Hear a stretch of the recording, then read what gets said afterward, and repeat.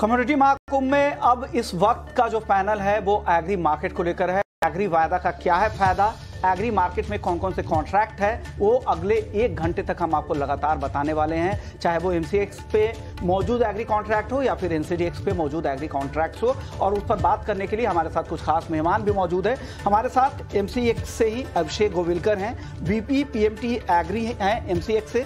साथ ही अजय केडिया जी है केडिया कमोडिटी से। और हमारे साथ कपिल देव जी भी जुड़ेंगे आगे, चीफ बिजनेस ऑफिसर है एनसीडीएक्स के। और अरुण शेख सरिया साहब हैं, एमडी हैं डीडी कॉटन के। और अश्विन नायक है, चेयरमैन है फिश के federation of Indian spices stakeholder से। आप सभी मेहमानों का बहुत बहुत शुक्रिया। कुछ स्टूडियो में आए, कुछ जूम के जरिए भी जुड़े हुए हैं। और बिल्कुल, क्योंकि ये काफी अहम रोल होता है एग्री का, हर घर में इसका इस्तेमाल होता है। मैं कहना चाहता विश्वमोहन कि आपने कहा एग्री वायदा की बात है। मैं अपने तमाम दर्शकों को ये कहना चाहता हूँ कि अभी जो समय है, इस समय आप घर पे आराम से बैठे होंगे, आराम से पूरा 1 घंटा आप शो देखिए। और जो बातें होंगी ना, आप बहुत दिलचस्प। अभी जो है आपने लंच किया होगा, तो आपने जब लंच किया होगा तो आपको मसाले मिले होंगे ढेर सारे। जीरा का इस्तेमाल हुआ होगा, हल्दी का इस्तेमाल होगा, धनिया का इस्तेमाल होगा। आपको पता है इसमें कारोबार भी होते हैं, और इसके कारोबार के जरिए आप पैसा भी कमा सकते हैं, महंगाई तक को बीट कर सकते हैं। सिर्फ ये खाने में काम नहीं करता है, ये आपके लिए पैसा कमाने का एक जरिया है, मुनाफा कमाने का एक जरिया है।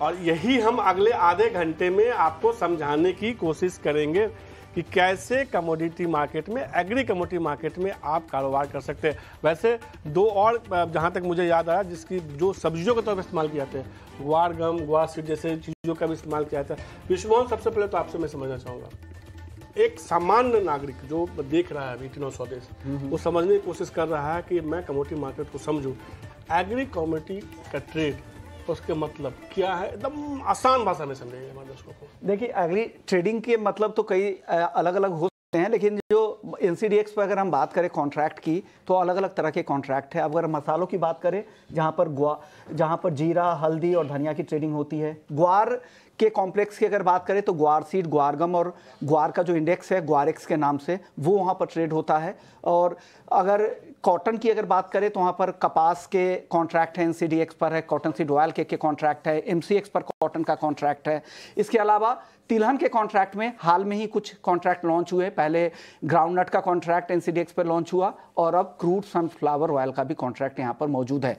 इसके अलावा कुछ अन्य कॉन्ट्रैक्ट की अगर बात करें तो कैस्टर, जो तेल तिलहन में ही हालांकि आ गया, कैस्टर का कॉन्ट्रैक्ट यहाँ पर मौजूद है, कैस्टर ऑयल का कॉन्ट्रैक्ट मौजूद है। तो यहाँ पे ढेरों कॉन्ट्रैक्ट मौजूद है। और ये एक चीज़ और है विश्वमोहन, अक्सर चर्चा होती है न्यूज़ रूम में, जो हम चर्चा करते हैं, जीरा की बात होती है तो ऊंझा मंडी की बात हो जाती है। ये हाजी और वायदा, यही एक ऐसा गणित है जो लोगों को समझ में नहीं आता है, और इसके जरिए ट्रेड करते हो। यही चीज़ों को मुझे लगता है कि अगले 1 घंटे में समझाने की अपने दर्शकों को कोशिश करते हैं कि आखिर ये होता है क्या है, और उसी से इसकी शुरुआत करते हैं। जो मैं पहले जिनसे मैं समझना चाहता हूँ, हमारे साथ कपिल देव जी हैं एनसीडीएक्स के। सर नमस्कार। सामान्य तौर पे एग्री कमोडिटी की बात होती तो एनसीडीएक्स की चर्चा होती है। एनसीडीएक्स पे मुझे सबसे पहले तो यही समझना है कि ट्रेड करना है एग्री कमोडिटी में तो कैसे करना है। देखिए, कमोडिटी एक्सचेंज किसी भी तरीके से स्टॉक एक्सचेंज से डिफरेंट नहीं होती हैं, और ट्रेड करने के लिए आपको वही करना है जो कि आप किसी भी स्टॉक एक्सचेंज में करते हैं। आपको एक अकाउंट खोलना होता है, ट्रेडिंग अकाउंट, और अब तो कॉमन अकाउंट होता है जिसमें आप कमोडिटीज़ और इक्विटीज़ सब कुछ ट्रेड कर सकते हैं। तो सिंपली आपको एक अकाउंट जो भी आपका ब्रोकर है उसके साथ ओपन कराना है, उसमें आपको कमोडिटी सेगमेंट एक्टिवेट कराना है, और फिर आप एज ए नॉर्मल क्लाइंट की तरह मार्केट में ट्रेड कर सकते हैं। बिल्कुल। और हमारे साथ जो है अभिषेक गोविलकर जी है एमसीएक्स की। सर, हमने जिनने एमसीएक्स की पहचान रही है क्रूड, गोल्ड, मेटल जैसे, लेकिन धीरे धीरे ये पहचान बदलती हुई दिख रही है। एमसीएक्स आज जिस तरीके से बदल रहा है चीज़ों को लेके, ये एग्री कमोडिटी में आप लोग कैसे रोल को डिफाइन कर रहे हैं? नो डाउट, यानी एमसीएक्स शुरुआत से ही नॉन एग्री कमोडिटीज़ के लिए एक प्रमुख एक्सचेंज रहा है देश में, जहाँ पे बुलियंस के अलावा एनर्जी कॉन्ट्रैक्ट्स काफ़ी बड़े पैमाने पे ट्रेड होते हैं। साथ ही साथ एग्री कमोडिटीज़ में भी एमसीएक्स काफ़ी सालों से और एक्टिव है। मेंथा, पहले अगर बात करूं तो पोटैटो, मेंथा वगैरह, ये कुछ ऐसे कॉन्ट्रैक्ट थे जो काफ़ी सक्सेसफुली एक्सचेंज पे चले। मेंथा आज भी कंटिन्यूड है। इसके अलावा 2011 से कॉटन का जो एक कॉन्ट्रैक्ट है वो यानी देश का सबसे बेंचमार्क कॉन्ट्रैक्ट है, लिंट यानी आपका जो कॉटन बेल्स है उसके लिए। इसके अलावा और भी कुछ 2-3 नए कॉन्ट्रैक्ट्स हैं जो अभी पाइपलाइन में हैं, जो आने वाले कुछ दिनों में या कुछ महीनों में हम लॉन्च करेंगे, तो जिससे हमारा एग्री पोर्टफोलियो ओवरऑल एक थोड़ा मजबूत होगा और लोगों को नए कॉन्ट्रैक्ट्स मिलेंगे जिसमें वो ट्रेड कर पाए। बिल्कुल सीधे तौर पे तो ये आपने बेसिक चीज़ समझने की कोशिश की। अब एक सवाल केडिया जी से है मेरा, जिस तरीके से लोग कैश वायदा हाजिर जो कहते हैं कि हाजिर बाजार में ये भाव देखने को मिला, विश्वभर लोग चर्चा करते हैं, आप बताते भी हैं कि ये खरीदिए ये बेचिए। मुझे हाजिर और वायदा एग्री मार्केट का ये अंतर क्या है, इसको बताइए। नमस्कार। सबसे पहले तो बहुत बहुत धन्यवाद मुझे बुलाने के लिए। और कमोडिटी महाकुंभ ये इसलिए भी इम्पॉर्टेंट हो जाता है बिकॉज हम कमोडिटी इंडियन मार्केट अगर हम बात करें तो एक्चुअली इंडिया एक कमोडिटी हर एक स्टेट में हम देखें कोई ना कोई कमोडिटी ट्रेड करती है, बट उसको अगर हम बोर्ड पे ला रहे हैं तो काफ़ी टाइम लगा है, लेकिन मेरे ख्याल से इंडिया की नस नस में कमोडिटी बसी हुई है। जब हम लोग हाजिर मार्केट और डेरिवेटिव मार्केट की बात करते हैं तो बेसिकली जब डेरिवेटिव्स है तो उसका मतलब ही है कि डिराइव मार्केट। तो ऑलरेडी हम देखते हैं कि सुबह हम जब उठते हैं तो कमोडिटी से घिरे हुए हैं, चाहे हम चद्दर उठा उसमें कॉटन है, चाय पीते हैं तो चीनी है या चाय पत्ती है, तो पूरे दिन हम लोग कमोडिटी से घिरे हुए हैं। तो इंडिया में मुझे नहीं लगता कि कमोडिटी सिखाने की ज़रूरत है, सबको पता है। बट हाँ, डेरिवेटिव एक तरह का टूल हो चुका है जहाँ पे हम बोल सकते हैं ट्रांसपेरेंसी या हम बोल सकते हैं प्राइस डिस्कवरी का एक मैकेनिज़्म रहता है ताकि आपको पता रहे। क्योंकि इंडिया में हम देखें कि हज़ारों मंडियां हैं, हर मंडी के अलग अलग भाव रहते हैं depend upon their arrivals and जो भी मंडियों में हम देखते हैं। तो एक एक्सचेंज के माध्यम से हमें एक प्राइस डिस्कवरी का एक मैकेनिज़्म रहता है जिसको पैन इंडिया कहीं पे भी आप देखोगे तो आपको वन इंडिया वन प्राइस के तौर पे भी हम देख सकते हैं। ज़्यादा फर्क नहीं है। जब हम फिजिकल में ट्रेड करते हैं तो वहाँ पे एक ग्रुप ऑफ मंडी में जो बायर और सेलर मतलब फार्मर्स पार्टिसिपेट करते हैं और डिमांड सप्लाई के चलते एक पाव जो भी प्राइस है वो फिक्स होती है। ऐसे ही हम डेरिवेटिव मार्केट की अगर हम बात करते हैं तो पैन इंडिया पार्टिसिपेशन हो जाता है। ऑनलाइन होने के माध्यम से पार्टिसिपेशन एक सुगम तरीके से एक्सचेंज के ऊपर ट्रस्ट करके हम कर पाते हैं। तो आई थिंक के जो बहुत लोग एक लगता है कि भाव बहुत अलग अलग है, ऐसा कुछ भी नहीं है।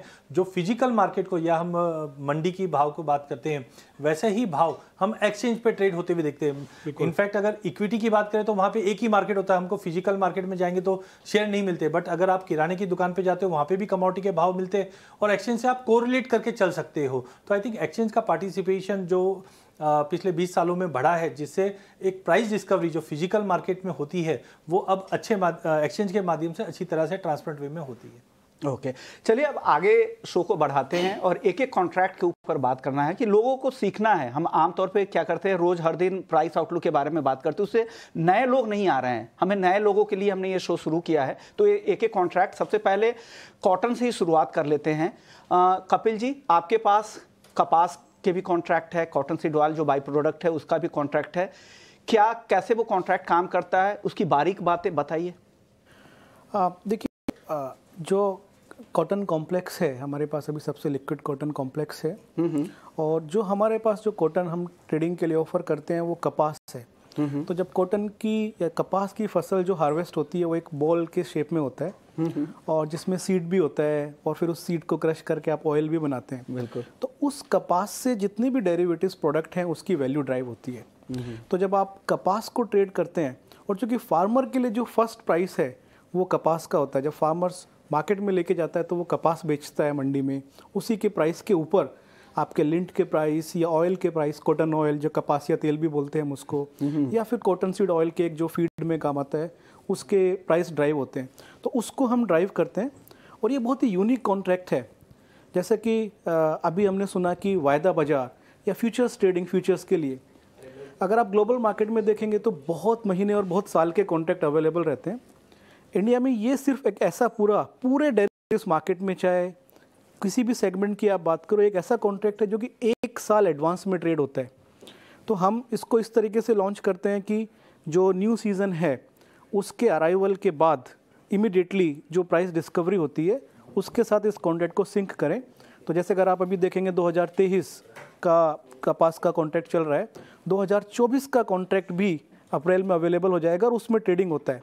तो ये एक बहुत ही यूनिक प्रोडक्ट है हमारा जिसमें 1 साल के लिए ट्रेडिंग होती है एक सिंगल कॉन्ट्रैक्ट में, और पूरा एक कॉटन का वैल्यू चेन, कपास का वैल्यू चेन, फार्मर से लेके एंड यूज़र्स तक उसको फॉलो करते हैं और उसके बेसिस पे अपनी जो भी इंटरनेशनल मार्केट में हो रहा है, जो डोमेस्टिक मार्केट में हो रहा है, जो बाकी बाई प्रोडक्ट्स में हो रहा है, उसके हिसाब से उसकी वैल्यू को उसकी प्राइस डिस्कवरी होती रहती है और टाइम टू टाइम मार्केट उसमें पार्टिसिपेंट्स कर सकता है। कपास की बात हो रही तो अरुण शेख सरिया साहब भी हैं, एमडी हैं डीडी कॉटन के। अरुण जी बहुत बहुत शुक्रिया। यहाँ पर हम प्राइस को लेकर, इंडस्ट्री के इश्यूज को लेकर बहुत बात करते हैं।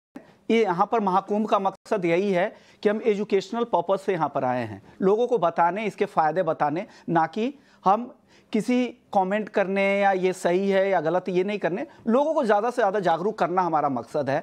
अरुण जी, आप क्या सलाह देंगे इन कॉन्ट्रैक्ट के जरिए और कैसे वो अपने रिस्क को कम कर सकते हैं? इसके बारे में आपके भी कुछ टिप्स चाहिए, आपका इंडस्ट्री का काफ़ी लंबा अनुभव है। नमस्कार जी।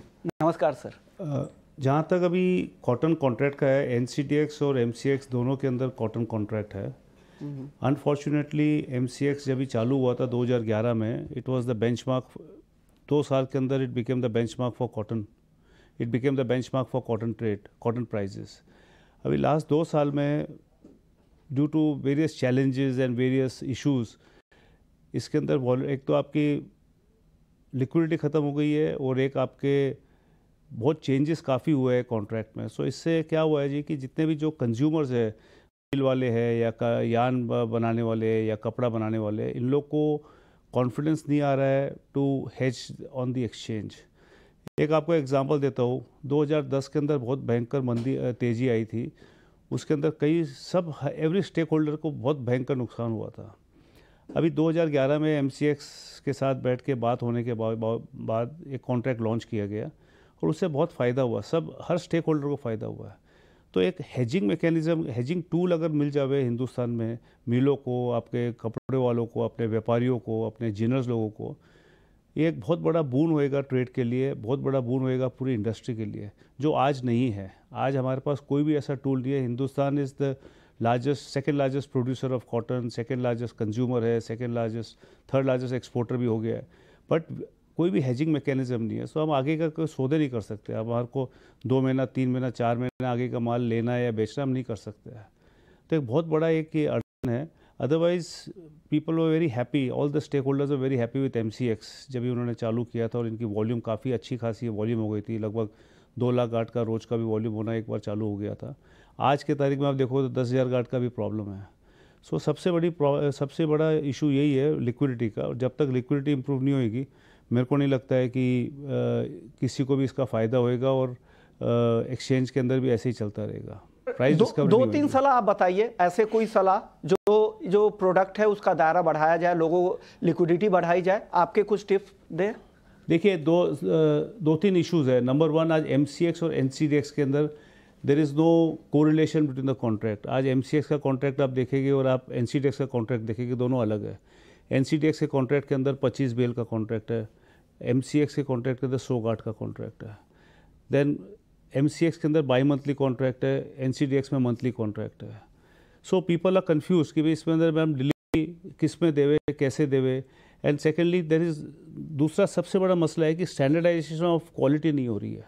आज मैं क्या क्वालिटी दे रहा हूँ, आज सब लोग बात कर रहे हैं इंटरनेशनल यूएसडीए ग्रेड्स की बात कर रहे हैं, बट मैं शुरू से ये कह रहा हूँ कि भाई अपने को हिंदुस्तान की रुई फॉरेन के रुई से कंपेयर नहीं करना चाहिए। अपनी रुई रोलर जेन है, बाकी विदेश के अंदर सब जगह सोजिन कॉटन है। सो अपने को एक स्टैंडर्डाइजेशन कॉटन का करना पड़ेगा, so that both the exchanges are the same page, which is not there. तीसरी बात सबसे इंपॉर्टेंट है, जो क्वालिटी क्यूसी का जो एसिंग होता है, all the laboratories they don't have any, again they are not standardize और they are not correlated with each other. अभी आज एमसीएक्स में अलग एसिंग यूनिट्स है, एनसीडीएक्स में अलग एसिंग यूनिट्स है। So all the people who give delivery या जो भी देते हैं, they are able to realise की विच इज़ बेटर और suiting them and which is not suiting them. तो मेरे हिसाब से there has to be coordination. एक सबसे बड़ा मसला है कि एक स्टैंडर्डाइजेशन करिए, एक ही स्पेक्स रखिए, एक ही डिलीवरी का मैकेनिज्म रखिए, and have the same assaying people for the exchanges, which will really make lot of things change. बिल्कुल, क्योंकि आप पार्टिसिपेंट्स हैं, आपकी राय अहम रखती है और एक्सचेंज के लोग यहाँ पर मौजूद है। आपके पास भी अभिषेक जी आएंगे, उससे पहले कपिल जी, जो अरुण जी सलाह दे रहे थे क्या इसको पॉजिटिव तरीके से लीजिए और बताइए क्या कुछ करने की ज़रूरत है, आपको लग रहा है कि ये कॉन्ट्रैक्ट सही है, इसको अवेयरनेस से बढ़ाने की ज़रूरत है? देखिए, दो बातें हैं कि एग्रीकल्चर का जो मार्केट है बहुत डायनामिक है। हर क्रॉप का एक डिफरेंट डायनामिक्स होता है, अनलाइक मेटल्स या बुलियंस। नया सीजन होता है, नए प्राइस होते हैं, नए फंडामेंटल होते हैं, नई क्वालिटी भी होती है। तो एक्सचेंज का हमेशा ये प्रोसेस रहता है जो कि डिफाइंड है कि कभी भी कोई चेंज करना हो तो हम मार्केट के पास जाते हैं।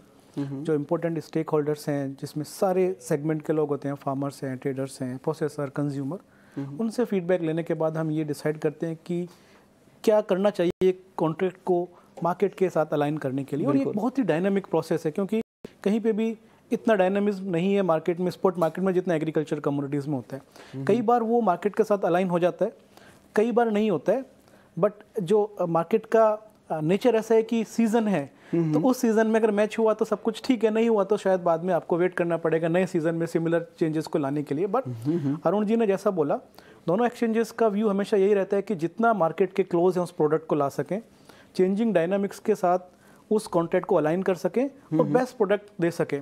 रही बात डिफरेंट कॉन्ट्रैक्ट स्पेसिफिकेशन होने की या डिफरेंट पैरामीटर होने की, आई थिंक मुझे ऐसा लगता है कि इट्स ऑलवेज गुड कि मार्केट के पास ऑप्शन है to choose which is the best, और उसमें से ट्रेड करने का कौन सा उनकी रिक्वायरमेंट को फुलफिल करता है उसमें से एक चूज़ करने का।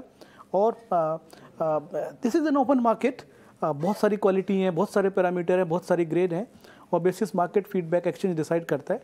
तो जो भी बेस्ट होगा market will pick that. But I think जैसा कि उन्होंने बोला, बहुत यूज़फुल था ये, बट अभी भी बहुत यूज़फुल हो सकता है। कहीं ना कहीं इंडस्ट्री को, यूज़र्स को एक स्टेप फॉरवर्ड करके जो भी ब्रेकडाउन था बीच में या कुछ ऐसा था जो कि जिसकी वजह से कॉन्ट्रैक्ट में चेंज हुआ, that is a past now.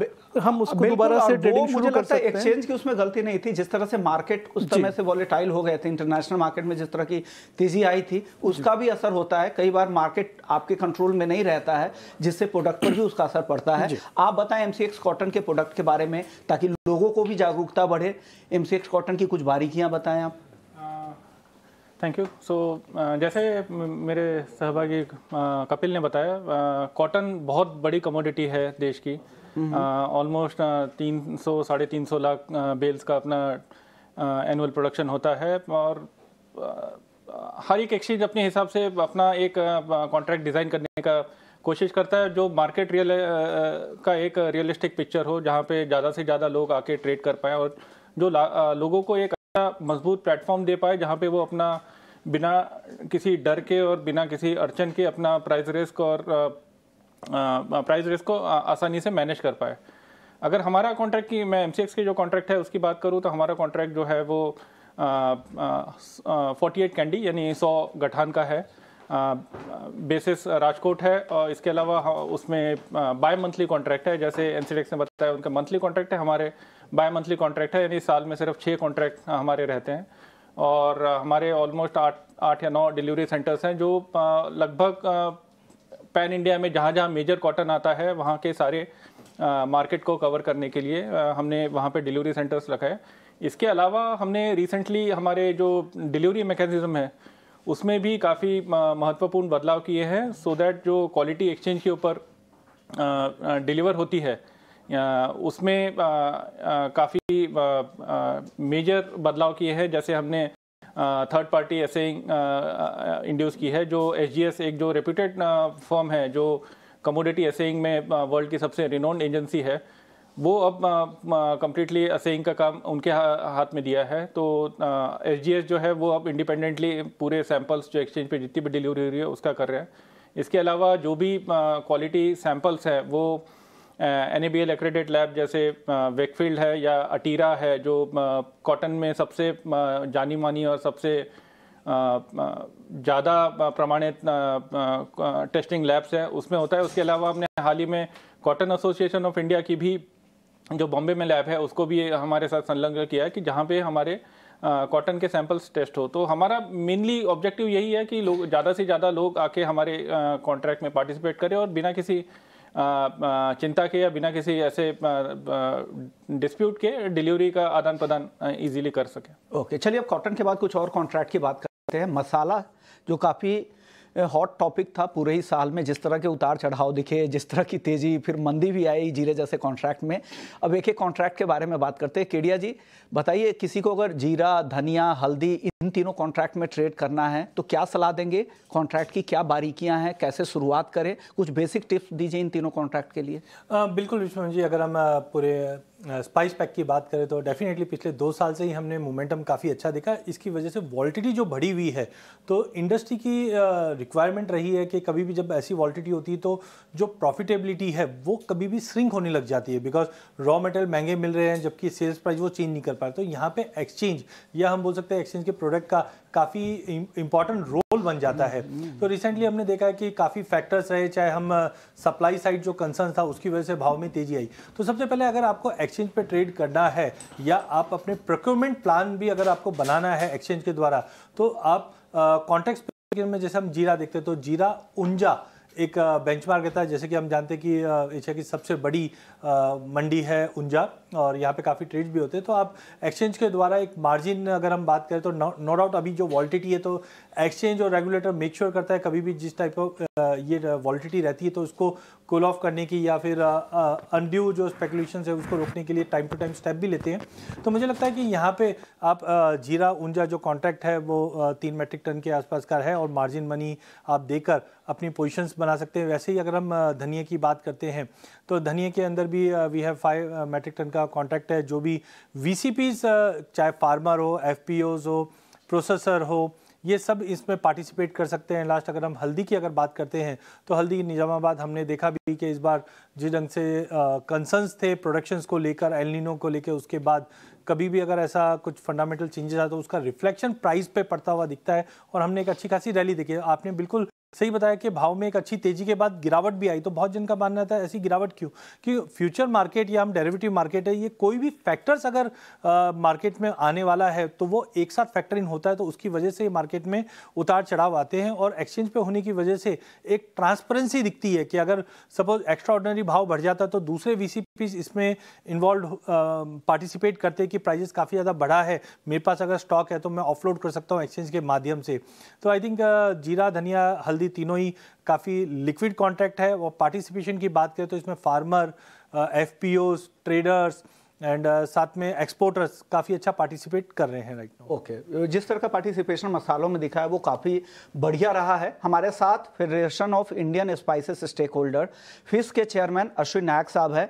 Ashwin जी, काफ़ी समय से आप इंतजार भी कर रहे हैं, आपसे मेरा सवाल होगा, जो कारोबारी है जिनका हाजिर में एक्सपोजर है, वो कैसे एक्सचेंज के प्लेटफॉर्म का इस्तेमाल करके अपने रिस्क को कम कर सकते हैं, मार्जिन को प्रोटेक्ट कर सकते हैं, उनके लिए क्या सलाह है आपकी तरफ से?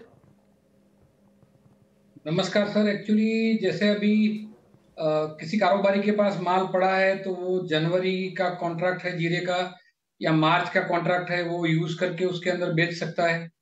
और अगर माल नहीं पड़ा है और उसको कोई हेजिंग करके माल खरीदना है, समझो कोई एक्सपोर्टर है, उसका मार्च का सौदा बिका है और उसको माल खरीदना है, तो वो एक्सचेंज के जरिए खरीद भी सकता है। तो दोनों तरीके से एक्सचेंज अच्छा काम आ सकता है।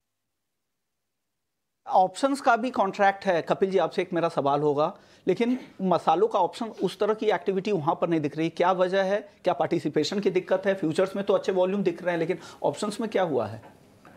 नहीं, कुछ हुआ नहीं है। ऑप्शंस एग्रीकल्चर कमोडिटीज़ में हमने रिसेंटली मे बी 1 साल पहले इंट्रोड्यूस किया है और जो हमने ऑप्शंस को डिसाइड किया है, जिस तरीके से डिज़ाइन किया है, ये एक बहुत ही अलग इंस्ट्रूमेंट है। ये ऑप्शंस ऑन फ्यूचर्स नहीं है, ऑप्शंस ऑन गुड्स है। और ऑप्शंस ऑन गुड्स इसलिए डिसाइड किया है कि ताकि जो भी डिलीवरी का काम करने वाले हैं या फार्मर्स हैं वो कॉन्ट्रैक्ट में ऑप्शंस के थ्रू हेज कर सकें, अपने प्राइस को लॉक कर सकें और बाद में सीधे डायरेक्टली उसको डिलीवरी में कन्वर्ट कर सकें। तो ये एक हमारा एफर्ट है कि जो जेन्युइन पार्टिसिपेंट्स हैं जो उस कमोडिटीज़ में बाइंग और सेलिंग करते हैं, एक्चुअली डिलीवरी लेते हैं, वो पार्टिसिपेट कर सकें। तो हम अवेयरनेस क्रिएट कर रहे हैं मार्केट पार्टिसिपेंट्स के बीच में ऑप्शंस के लिए। अभी थोड़ा स्लो है, हम दोबारा से डिस्कशन में हैं कि किस तरीके से इसको फर्दर इम्प्रूव कर सकते हैं ताकि बाकी सेगमेंट्स की तरह ऑप्शंस जो यहाँ पर हैं वो एक्टिवेट हो सकें। बिल्कुल, उम्मीद करते हैं कि उस तरह जिस तरह की भागीदारी क्रूड और नेचुरल गैस जैसे कॉन्ट्रैक्ट में हो रही है, मसालों के ऑप्शंस में होंगे। बिल्कुल, और चूंकि आज जीरे की बात कर रहे हैं तो मैं आपको बताना चाहूँगा कि अभी कल ही हमें जीरा मिनी कॉन्ट्रैक्ट का अप्रूवल मिला है। वाह। तो शायद आपके थ्रू ही हम पहला ये बता रहे हैं, क्योंकि जीरे के। ब्रेक के बाद आपका फिर से स्वागत है। आप देख रहे हैं कमोडिटी बाजार पे सबसे बड़ी कवरेज, सबसे लंबी कवरेज कमोडिटी महाकुंभ, जिसमें लगातार हम एक एक करके एक एक कमोडिटी के बारे में बता रहे हैं, ट्रेडिंग के तरीके बता रहे हैं, वायदा और हाजिर की बात कर रहे हैं। अब तक हमने तमाम मुद्दों पर चर्चा की और इस सेगमेंट में हम एग्री कमोडिटी की बात कर रहे हैं। अभी थोड़ी देर पहले चर्चा हुई हल्दी को लेके, जीरा को लेके, और जिस तरीके से अभी उन्होंने बताया कपिल देव जी ने कि NCDEX के अब जो जीरा मिनी लॉन्च किया जा रहा है। मैं ये समझना चाहता हूँ आपसे सीधे तौर पे अश्विन जी, ये जो जीरा मिनी लॉन्च होने वाला है इसको आप कैसे देखते हैं और ये कितना फ़ायदेमंद होने वाला है ट्रेडर्स के लिए जो जीरा मिनी में ट्रेड करेंगे? सर एक्चुअली अभी जो पिछले 1 साल में बाजार चला है वो काफी अनयूजुअल था। जब मतलब जीरे की हिस्ट्री जो है 60-70 साल की, उसमें कभी जो प्राइस नहीं बने थे वो प्राइस बने। प्राइस नए प्राइस बनते हैं हर साल, ऐसा नहीं है कि नहीं बनते, लेकिन ये साल करीबन 650 रुपए तक बाजार चली गई किलो के ऊपर। बादाम और जीरा करीबन एक भाव में हो गया था और उसके बाद एक्सचेंज ने काफी मार्जिन बढ़ाए। 3 टन का सौदा होने के बावजूद भी एक लॉट के पीछे 5-6 लाख रुपए का मार्जिन मनी जाने लगा। तो उसके हिसाब से वॉल्यूम काफी कम हो चुका है। तो वॉल्यूम बढ़ाने के लिए मेरे ख्याल से 1 टन का सौदा है वो काफी अच्छा काम करेगा, क्योंकि अभी पिछले 2 महीने से मेरे ख्याल से वॉल्यूम काफी कम है NCDEX के अंदर। चलिए, तो जीरे पर एक सवाल भी आ रहा है अश्विन सर, अंजुल भावे का है महाराष्ट्र से। जीरे में लगातार गिरावट को देखते हुए क्या आगे जीरे में किस तरह की सतर्कता बरतनी चाहिए, आप क्या एडवाइस देंगे अश्विन सर? मैं पहले तो अभी NCDEX से कपिल देव जी बैठे हुए हैं तो उनके लिए 1-2 बात करूंगा। मेरी एक सलाह रहेगी, आप वायदा में जीरे को चलाते हैं, उसमें नाम रखा है जीरा उंजा।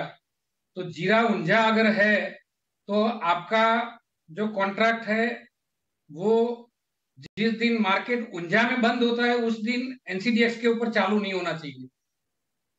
दिवाली में 5 दिन उंजा में छुट्टी रहती है, 5 दिन आपका NCDEX में कॉन्ट्रैक्ट चालू रहता है। जन्माष्टमी, होली, पतंग जो गुजरात में काफी बड़े त्योहार है, उंजा बंद रहता है, उस दिन भी मेरे ख्याल से NCDEX चालू रहता है। हम लोग ना ही कोई इसके अंदर न्यूयॉर्क या लंदन से ट्रेड करता है कि उनके लिए ये चीज चालू रख रहे हैं, क्योंकि बाजारों में कोई ना कोई इसके अंदर प्ले कर जाता है और फंडामेंटल और मार्केट को डिस्टर्ब कर जाता है। तो ये तो मेरी ये सलाह थी कि आपको एग्जैक्ट जो मंडी के हिसाब से आपने कॉन्ट्रैक्ट बनाया है वो मंडी कब चालू है और बंद है उसके हिसाब से, अगर आप पूरी NCDEX बंद नहीं रख सकते वो तो मैं भी समझता हूँ, लेकिन पर्टिकुलर वो प्रोडक्ट या वो कॉन्ट्रैक्ट उस दिन के लिए बंद या चालू रख सकते हैं, वो उसके बारे में आपको सोचना चाहिए। और बाजार के बारे में बात करूं तो पिछले 2 महीने में बाजार काफी गिर चुकी है। एक हमारे अच्छे व्यापारी कम फार्मर है जो कई बार आपके शो में भी आके बोलते हैं, मैं उनका नाम तो नहीं लूंगा, लेकिन उन्हें भी व्हाट्सएप ग्रुप में लिखा था कि वायदा अग्रिम बुद्धि होता है। एक छोटा सा सेंटेंस था लेकिन मेरे दिमाग में भी काफी असर कर गया, क्योंकि इसका नाम ही फ्यूचर है। ये 3 महीने पहले का सोचता है और 3 महीने पहले की जो चीजें होने वाली है उसको बाजार के अंदर लाके प्रेजेंस में खड़ा कर देता है। लेकिन NCDEX को इसके बारे में भी आके व्यापारियों को काफी बताने की जरूरत है कि आप भावनाओं के साथ मत चलो। आप समझो कि जो वायदा अभी चल रहा है वो 3 महीने आगे या 2 महीने आगे क्या चलने वाला है उसको पकड़ के चल रहा है। ज्यादातर व्यापारी क्या करते हैं कि वो प्रेजेंट में जीते हैं और वायदा अपना 3 महीने का काम कर चुका होता है, उसमें व्यापारियों को काफी नुकसान होता है। अभी जो बाजार चल रही है, तेजी हो या मंदी, NCDEX को मेरे ख्याल से एक तो जो ये अपने मैंने जो बताया मार्जिन का जो मामला है उसमें उनको सेलर और बायर दोनों साइड में जो मार्जिन है वो बढ़ाते हैं, वो तो बराबर है, लेकिन और आपने एक बहुत अच्छी बात बोली कि और सबसे बात यह है कि इसके लिए मैं खासतौर पे NCDEX का MCX का दोनों का शुक्रिया अदा करूंगा इस मंच पे कि इन्होंने लगातार जागरूकता के लिए लगातार जो है ना अवेयरनेस के लिए कई सारे प्रोग्राम कर रहे हैं लगातार। और महाकुंभ भी हमारा करने का पर्पस यही था अश्विन जी, और आप भी आते हैं मंच, आपने शेयर करके आपने ये बताने की कोशिश की ये एक ऐसा जगह है जहाँ पे तमाम समस्याओं को धीरे धीरे सुलझाने की कोशिश की जा रही है। हमने देखा भी है कि बीते अगर 10-12 सालों में देखें तो एग्री कम्युनिटी में कई सारी पारदर्शिता लौटी भी है, कई सारी चीज़ें बदली भी है। अब कुछ और कॉन्ट्रैक्ट पे बात करते हैं। हमने मसालों की बात की है, एक और कॉन्ट्रैक्ट जो काफ़ी लिक्विड है और काफ़ी उसकी चर्चा होती है वो है मेंथा ऑयल। एक आम ट्रेडर के लिए मेंथा ऑयल का ये क्या कॉन्ट्रैक्ट है, कैसे, आप बताइए मुझे इसको।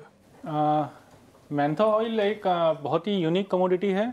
दुनिया में ये इकलौता ऐसा कॉन्ट्रैक्ट है जो इसेंशियल ऑयल्स को कवर करता है।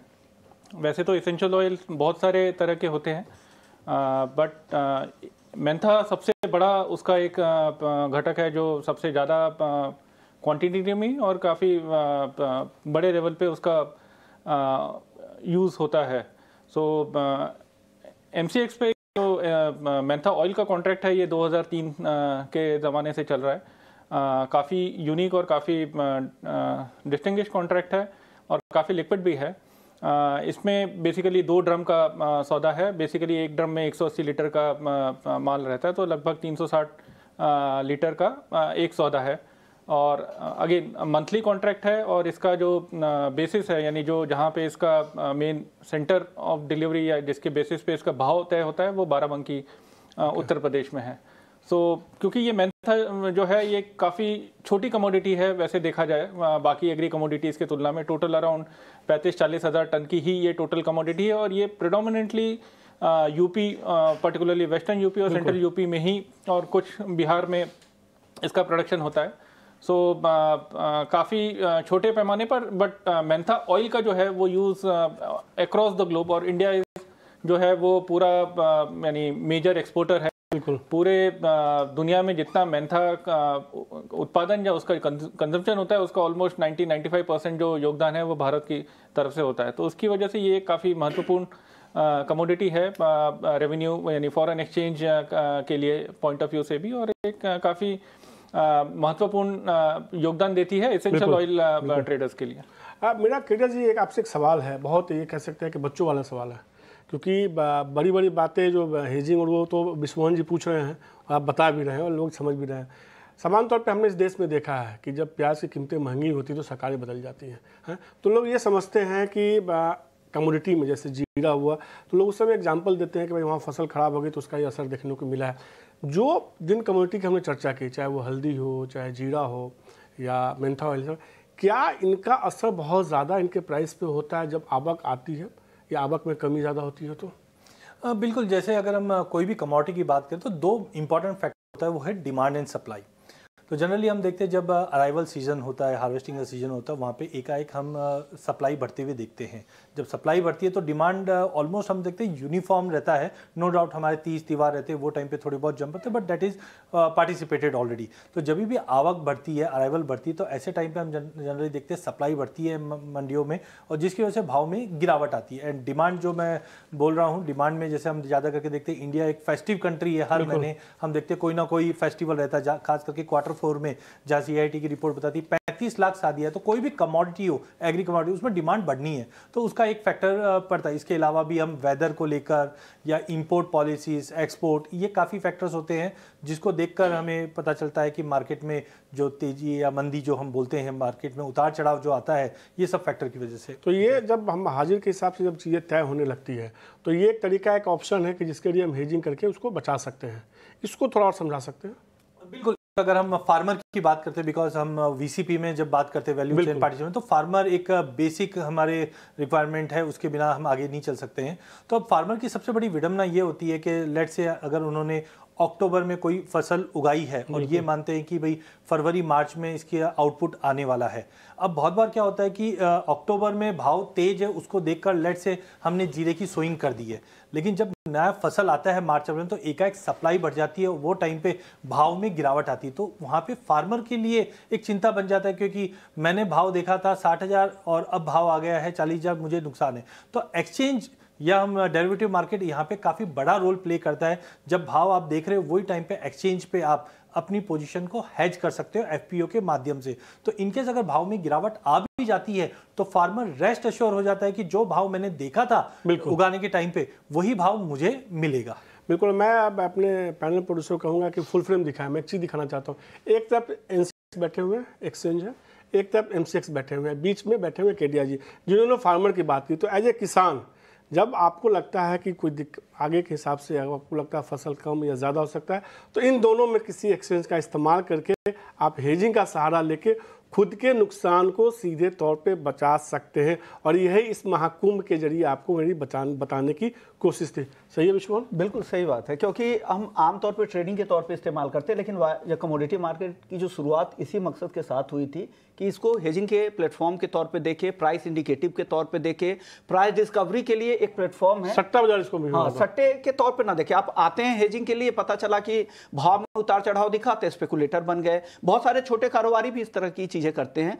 तो इन चीजों से आपको बचना है, ये हमारा मकसद है। जागरूक ज्यादा से ज्यादा लोगों को करना है, पार्टिसिपेशन बढ़ाना है। चलिए अब आगे ले चलते हैं शो को। ग्वारसीड और ग्वारगम, इन दो कॉन्ट्रैक्ट काफी पॉपुलर कॉन्ट्रैक्ट है, लीडर भी है हम। क्या इस कॉन्ट्रैक्ट के बारे में बताइए। ट्रेड करना चाह रहे हैं, हेज करना चाह रहे हैं, अपने हाजिर के रिस्क को कम करना चाहते हैं, उनको क्या क्या देखना चाहिए, और इस कॉन्ट्रैक्ट की बारीक बातें बताइए कपिल जी। देखिए, ग्वारसीड एक बहुत ही डिफरेंट टाइप ऑफ कमोडिटीज़ है जो कि लार्जली राजस्थान में होती है और उसके बाद गुजरात और पार्ट ऑफ हरियाणा में भी होती है।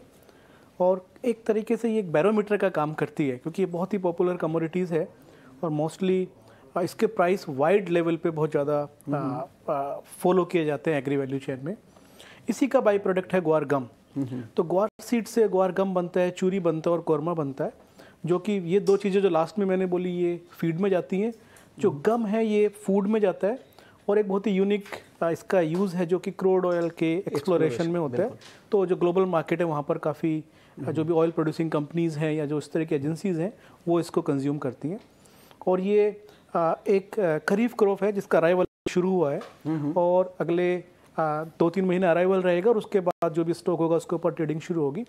लार्जली जो इसके फंडामेंटल हैं जो कि बहुत ट्रैक करने जरूरी हैं कि किस तरीके से इंटरनेशनल मार्केट में क्रूड है, एक्सपोर्ट का क्या पैटर्न है इस कमोडिटीज़ के अंदर, करेंसी किस तरीके से बिहेव कर रही है और फीड के प्राइसेस किस तरीके से चल रहे हैं। अगर ये 4-5 चीज़ें अलॉन्ग विद जो भी मार्केट का अराइवल है, जो मार्केट का एस्टीमेट्स है प्रोडक्शन का और कंजम्पशन का, उसके साथ सिंक किया जाए तो काफ़ी अच्छे तरीके से ग्वार के अंदर हेजिंग की जा सकती है। और आई थिंक सबसे ज़्यादा हेजिंग के लिए यूज़ होने वाला प्रोडक्ट जो ऑन एक्सचेंज है और नॉन एक्सचेंज है, दोनों में अगर देखा जाए तो ग्वार सीड और ग्वार गम है। इसमें लोग रेशियो ट्रेडिंग भी करते हैं, क्योंकि जब आप ग्वार गम को क्रश करते हैं तो एक पर्टिकुलर क्वांटिटी में आपको ग्वार गम मिलता है सीड को क्रश करने के बाद। तो वो रेशियो कई बार डिपेंड करता है बाई प्रोडक्ट के, जो बाकी के 2 बाई प्रोडक्ट हैं उनके प्राइस पे। तो कभी ये 2 रहता है, कभी 1.8 हो जाता है, कभी 2.2 हो जाता है। ये भी एक बहुत ही कॉमनली ट्रेडेड जो पैटर्न है जो मार्केट जिस तरह से इसको क्रश मार्जिन या क्रश पैरिटी के हिसाब से ट्रेड करते हैं।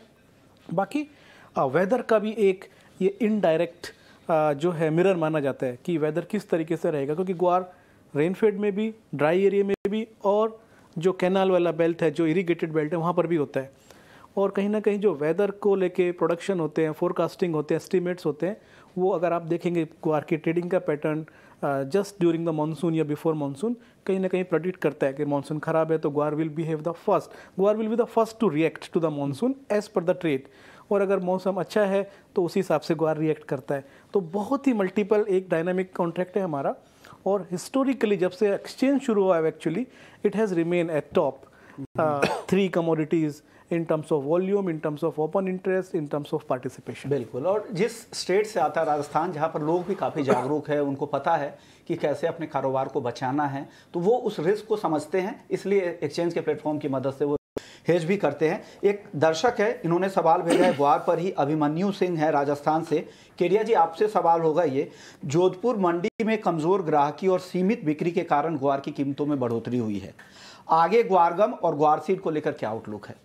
छोटा जवाब दीजिएगा सर। बिल्कुल, अगर हम ग्वार सीड ग्वार गम, जैसे कपिल ने भी कहा कि काफ़ी फैक्टर्स होते हैं जिसको डिपेंड करते हैं। हमने पिछले जनवरी में देखा था 6600 का भाव ग्वार सीड देखा, उसके बाद थोड़े से रिसेशन पीरियड के डिमांड में ड्रॉप था, तो प्राइजेस एक कंसोलिडेशन में। बट मुझे लगता है आगे जाके जिस ढंग से इंडस्ट्री रिवाइव कर रही है रिसेशन के बाद, तो डिमांड अच्छी बढ़ने की उम्मीद है, जो मुझे लगता है कि अगले 3 से 4 महीने की बात करें तो प्राइजेस फिर से जो जनवरी में हमने हाई देखा था 6600, उसको आराम से इजीली क्रॉस करता हुआ दिखाई देगा। इनफैक्ट गवार गम भी अगर हम देखें तो एक छोटी स्टोरी भी आ रही है, चांद पे भी अब जो ब्रिक्स बनेगी उसमें गवार गम का यूज़ होगा। तो ऐसे अगर इनोवेशन रहेंगे तो डेफिनेटली प्राइजेस को सपोर्ट ही मिलेगा। तो मुझे लगता है गवार गम, गवार सीड करंट लेवल से मुझे काफ़ी अट्रैक्टिव लगते हैं फंडामेंटल्स को देखते हुए, जो अगले 2-3 महीनों में एक अच्छे बेटर रिटर्न आते हुए दिखाई देंगे। ओके, चलिए ग्वार के बाद अब एडिबल ऑयल सेगमेंट की बात कर लेते हैं। हालांकि जिस तरह से ट्रेड बैन हुए थे उसके बाद आपने 2 नए कॉन्ट्रैक्ट लॉन्च भी किए, और एक वो दौर था जब हमेशा ये खबरें आती थी कि भाई बैन कर दिया गया, और फिर होता था क्यों बैन किया गया, इस पर फिर बहस लंबी चौड़ी चलती थी। जब से एक्सचेंज शुरू हुआ है करीब 20 साल हुए हैं। 2007 से बैन का सिलसिला शुरू हुआ है। 2007 से 2021 के बीच में ना जाने कितनी बार बैन हुए, कुछ लौटे भी, कुछ नहीं भी दोबारा लौट पाए, और उसमें एडिबल ऑयल सबसे ज्यादा हिट होता है। इसमें वही जानना है विश्वमोहन, ये जो बैन हुए आपके हिसाब से एक पोल करा लेते हैं, क्या वापस से शुरू होना चाहिए कि नहीं कुछ कमोडिटीज में? देखिए, अगर मेरा पर्सनल मानना है कि अगर आप कोई भी कमोडिटीज के दाम, टमाटर तो ट्रेड नहीं हो रहा है, उसके भी दाम ऊपर नीचे होते रहते हैं, प्याज भी 50-60 रुपए के ऊपर चल रहे हैं, वो भी अभी ट्रेड नहीं हो रहा है। तो हर किसी तो वायदा से नहीं जोड़ सकते। जो लू फॉल्स है उसको ठीक कीजिए, जहां दिक्कतें हैं वो ठीक कीजिए। वायदा को हर चीज के लिए जिम्मेदार माना। अगर आपका मार्केट लिक्विड नहीं है, डेप्थ नहीं है मार्केट में, की वजह से वायदा नहीं है, लोगों का पार्टिसिपेशन कम है, क्योंकि आपके जो लैंग्वेज थे, टोन ऑफ लैंग्वेज था, वो लोगों तक नहीं पहुंच पाई इतने सालों में। वो ठीक कीजिए कि बजाय ये कि वायदा बाजार की वजह से ऐसा हो गया। बिना वायदा बाजार में जो ट्रेड नहीं हो रहे हैं, कई सारे ऐसे कमोडिटी जिसके दाम ऊपर नीचे जाते रहते हैं, नॉन एग्री में भी बढ़ रहे हैं। तो हर चीज की जिम्मेदारी तो वायदा से नहीं ले सकते हैं, उसको ठीक कीजिए। जो स्पेकुलेटर्स है, जो ये चीजें कर रहे हैं, उनको तो ये मान के चले कपिल देव जी कुछ और वायदा शुरू करने वाले हैं, कुछ और एक तो आपने जीरा मिनी का ब्रेकिंग दिया ही, कुछ और ब्रेकिंग दे दीजिए हमें। देखिए, एक्सचेंज का तो ये कंटिन्यूअस जॉब है, मार्केट को एक्सप्लोर करना, प्रोडक्ट को रिव्यू करना, और जो सुटेबल प्रोडक्ट हो मार्केट के लिए ऑफर करना। इकोनॉमी की तरफ बढ़ रहे हैं, बिल्कुल। और हम कमोडिटी बेस्ड इकोनॉमी थे, हैं और रहेंगे। अगर हमें मैन्युफैक्चरिंग में भी लीडर बनना है, जो हम बात कर रहे हैं, सप्लाई तो कमोडिटीज़ की चाहिए हमें, चाहे वो नॉन एग्री हो या एग्री हो, तो कहीं ना कहीं ये कनेक्ट आएगा। देखिए, एग्री एक बहुत ही सेंसिटिव सेक्टर है इंडिया में, अच्छे के लिए भी और कई बार प्राइस के लिए भी, जो कि इतनी बड़ी पॉपुलेशन को फीड करना है, तो कहीं ना कहीं उस सेंसिटिविटी में एग्रीकल्चर आ जाता है। बट हम उसको हमेशा एज ए पॉजिटिवली लेते हैं कि कहीं ना कहीं हम पूरे इकोसिस्टम में एक बहुत ही सेंसिटिव, बहुत ही इंपॉर्टेंट सेक्टर को बिलोंग करते हैं और उसमें कुछ अच्छा करने की कोशिश कर रहे हैं। तो एज ए एक्सचेंज हमारा यही व्यू कि हमारा जो वैल्यू एडिशन है बहुत इंपॉर्टेंट है और आगे भी रहेगा। जैसे कि आपने बोला, ज़रूरत ये है कि किस तरीके से एक्सचेंज सिस्टम्स, प्राइस सिग्नल, जैसे कि अभी अश्विनी जी ने बोला कि ये अग्रिम देखने वाला मार्केट है, उसको यूज़ करके बेटर पॉलिसीज़ बनाई जाए। और जिस तरह के शॉक सप्लाई चेन में आते हैं, चाहे टोमेटो हो, चाहे वो तुअर हमने देखा, बाकी कमोडिटीज़ देखी, उसको कम किया जाए। बिल्कुल। तो रही बात ऑयल सीड की, ऑयल सीड अभी हमारे पास एक है जो हमने रिसेंटली इंट्रोड्यूस किया है, और ये अगेन मार्केट के ट्रेंड के हिसाब से है। पिछले 3 साल में सोया जो सनफ्लावर ऑयल है, हम it is one of the largest oil जो कंट्री हम इंपोर्ट करते हैं, और कहीं ना कहीं एज ए स्टेबल ऑयल की तरह ये इस्टेब्लिश हो गया इंडियन में। तो हमने सनफ्लावर ऑयल का कॉन्ट्रैक्ट लॉन्च किया, और आई थिंक मैं बहुत ही हैप्पीली कहता हूँ कि ये अभी तक का सबसे बेस्ट लॉन्च था अगर किसी भी कमोडिटीज़ का इंडियन मार्केट में हुआ है। तो जो मार्केट ने उसको फर्स्ट डे इतने अच्छे से लिया, और वो हमने बहुत ही छोटे टाइम, मुहूर्त ट्रेडिंग में 1 घंटे के लिए किया था। धीरे धीरे ग्रो कर रहा है कॉन्ट्रैक्ट। लगभग ग्राउंडनट क्या हाल है सर? ग्राउंडनट हमने लॉन्च किया है, जिसका सीजन अब शुरू हुआ है। अगर आप बीकानेर या गुजरात का मार्केट देखेंगे तो ये भी एक बहुत बड़ा ऑयल सीड है, इंटरनेशनली बहुत ट्रेड होता है, one of the best return giving commodities अगर आप प्राइस के टर्म्स में देखेंगे तो। हमने अभी जस्ट लॉन्च किया है और सीज़न अब शुरू हुआ है। जो हमारा ग्राउंड एक्टिविटीज़ है, क्वालिटी टेस्टिंग है, अंडरस्टैंडिंग किस तरीके से अराइवल हो रहा है, किस तरह की क्वालिटी आ रही है, शुरू हो गया। And may be next time जब हम कनेक्ट करेंगे तो ग्वारगम में भी आपको एक्टिविटीज़ और ट्रेडिंग दिख जाएंगे। कुछ सवाल भी ले लेते हैं। एक दर्शक है, अमरपाल है, राजस्थान बीकानेर से, मेंथा ऑयल ट्रेडिंग पर कुछ सलाह चाह रहे हैं, और क्या किस तरह से स्ट्रेटजी बनानी चाहिए। स्ट्रेटजी केडिया जी बताएंगे। आप कॉन्ट्रैक्ट के बारे में इनको समझा दीजिए 30 सेकंड में अभिषेक जी। कॉन्ट्रैक्ट जैसा मैंने आपको पहले बताया कि एक ही डिलीवरी सेंटर है जो बाराबंकी में है। किसी भी हमारे एक्रेडिट वेयर हाउस से आप या तो डिलीवरी का आदान प्रदान कर सकते हैं, और मंथली कॉन्ट्रैक्ट है।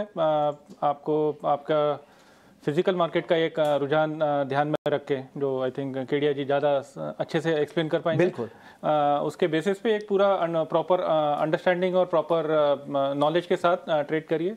बिल्कुल नॉलेज। बाकी आपने प्रोडक्ट के बारे में बताया ही था, क्या रणनीति बनानी चाहिए 20 सेकंड में बताइए केडिया जी। देखिए, अगर हम 2 साल से अगर प्रोडक्शन की बात करें तो 50,000 से गिरकर करीबन 30-32 के आसपास या उसके नीचे की क्रॉप है, तो फंडामेंटल तो काफ़ी मजबूत है। बट सिंथेटिक मेंथा एक ऐसा रहा है जो पिंच करता रहा है हमेशा, बट करंट लेवल से मुझे नहीं लगता है कि बहुत ही एक्स्ट्रा ऑर्डिनरी फॉल बैक आएगा। 900-910 का जो एरिया है वो काफ़ी अच्छा है। हायर साइड पे जिस जन से FMCG की डिमांड बढ़ेगी तो मुझे लगता है वापस ये कॉन्ट्रैक्ट 1020 के आसपास हमें फरवरी तक, क्योंकि एरिया ऑफ कल्टीवेशन है वो काफ़ी धड़ल्ले से कम हुआ है पिछले 3 साल में, जिसकी वजह से करंट लेवल से नीचे जाना मुझे नहीं लगता कि सही रहेगा। यहाँ से एक बाउंस हम देख पाएंगे अगले 2-3 महीने में। ओके, अगले दर्शक है भगवंत है मंडी से।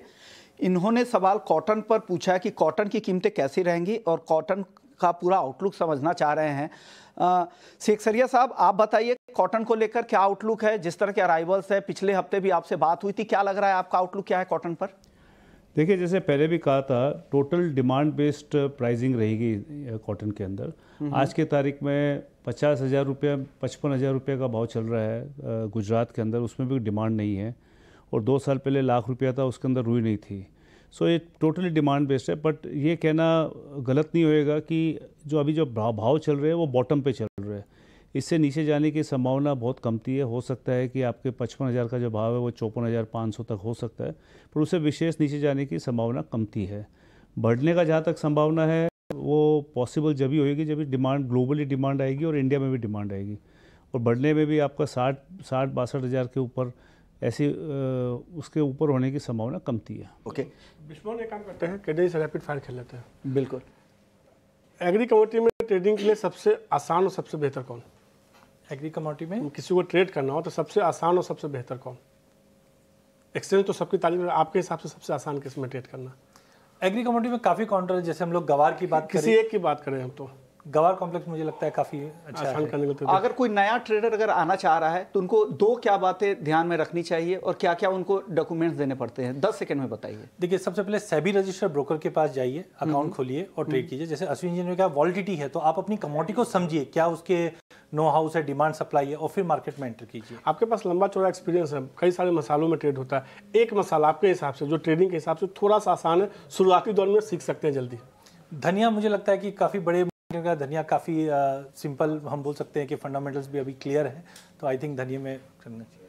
ओके, तो हमारी कोशिश यही थी, वक्त तो बहुत ज़्यादा नहीं है, कोशिश हमारी यही थी कि ज़्यादा से ज़्यादा कॉन्ट्रैक्ट के बारे में आपको जागरूक किया जाए। हालांकि 1 घंटा बहुत ज़्यादा नहीं होता है, लेकिन हम कोशिश सभी अपने एक्सपर्ट की मदद से यही कर रहे थे कि हर कॉन्ट्रैक्ट की बारीक बातें आपको बताई जाए। शुक्रिया कपिल देव जी, केडिया जी आपका, और अभिषेक जी आपका, अरुण सेक्सरिया साहब आपका, अश्विन नायक साहब आपका। आप लोग आए हमारे स्टूडियो में और हमारे दर्शकों को जागरूक किया, बताया कमोडिटी महाकुंभ के मंच के जरिए कि कैसे आप एग्री ट्रेडिंग की शुरुआत कर सकते हैं, कैसे अपने कारोबार को जो फिजिकल में जो आपका एक्सपोजर है वायदा बाजार के प्लेटफॉर्म के जरिए कैसे अपने रिस्क को कम कर सकते हैं, वायदा का फायदा आप कैसे उठा सकते हैं, तमाम मुद्दों पर अपनी राय देने के लिए। तो इस खास पेशकश को यहीं समेटते हैं, लेकिन अगले पैनल में हम बात करने वाले हैं एफपीओज को लेकर कि एफपीओज क्या होता है, कैसे काम करता है, किसानों का उसका क्या फायदा मिलता है, एफपीओज की वायदा बाजार में भागीदारी बढ़ रही है, और उसमें चर्चा करने के लिए कपिल जी हमारे साथ बने रहेंगे। लेकिन बाकी मेहमानों का बहुत बहुत शुक्रिया।